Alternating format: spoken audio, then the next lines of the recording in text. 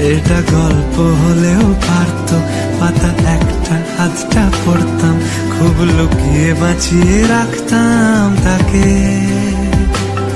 জানি আবার আসবে কালকে, নিয়ে পালকি পালকি ভাবনা, ফের চলে যাবে করে একলা আমাকে। বোঝে না সে, বোঝে না, বোঝে না সে, বোঝে না।